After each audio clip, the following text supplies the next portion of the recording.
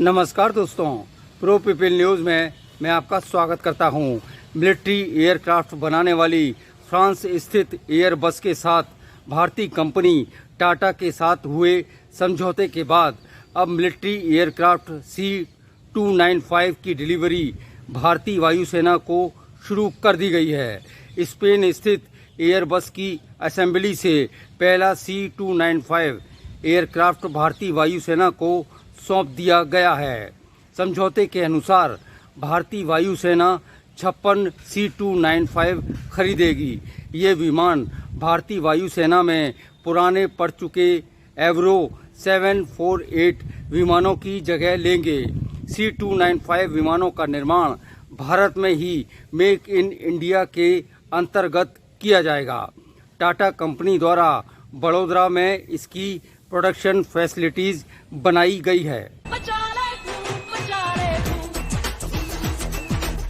C295 military aircraft में लगभग 70 सैनिक बैठ सकते हैं।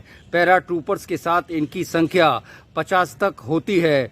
फ्रांसीसी कंपनी एयरबस के साथ 21,935 करोड़ रुपयों का समझौता 2 वर्ष पूर्व किया गया था। समझौते के अनुसार शुरुआत में 16 विमान कंपनी से सीधे भारत आएंगे।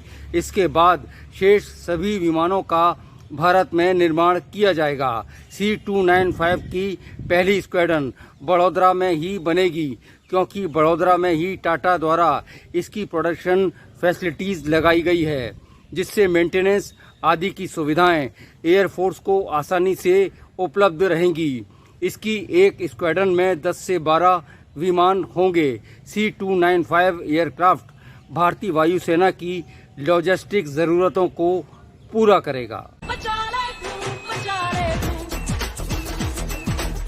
C295 विमान की अधिकतम स्पीड 482 किलोमीटर प्रति घंटा है।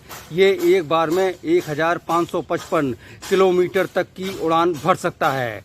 हवा में ईंधन भरने पर यह 11 घंटे तक 5000 किलोमीटर तक की उड़ान भर सकेगा। ये आसमान में 9 किलोमीटर की ऊंचाई तक जाने में सक्षम है। ये 9 टन तक का वजन उठा सकता है। इस सैन्य विमान की पूरी तकनीक ट्रांसफर ऑफ टेक्नोलॉजी भारत को मिलेगी, जिससे सैन्य विमान बनाने में देश आत्मनिर्भर हो जाएगा। ये पहली बार है जब निजी क्षेत्र की कोई कंपनी भारत में सैन्य विमान का उत्पादन करेगी। भारत में निर्मित पहला C295 वर्ष 2026 तक एयरफोर्स को मिलेगा। इससे पहले 16 रेडी टू फ्लाई विमान एयरबस द्वारा सप्लाई किए जाएंगे।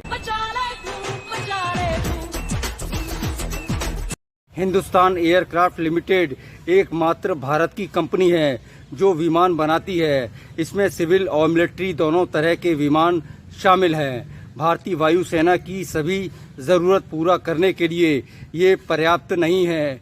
इसलिए सरकार द्वारा इस कमी को दूर करने के लिए प्राइवेट प्लेयर्स को इस क्षेत्र में लाया जा रहा है, ताकि भारतीय वायुसेना के लिए ज़रूरी हर तरह के विमान को देश में ही बनाया जा सके। इस लक्ष्य को पूरा करने के लिए ट्रांसफर ऑफ टेक्नोलॉजी के माध्यम से निजी क्षेत्र को सक्षम बनाया जाएगा, जिससे आने वाले कुछ सालों में देश में ही नए विमानों को डिजाइन किया जा सके। अगली बार फिर आएंगे किसी नई जानकारी को लेकर। प्रो पीपल न्यूज़ के लिए अमिताभ आकाश की रिपोर्ट। लेटेस्ट न्यूज अपडेट के लिए हमारे चैनल को सब्सक्राइब करें और साइड में दिख रहे नोटिफिकेशन बेल आइकन पर क्लिक करके हमारे वीडियो को सबसे पहले देखें।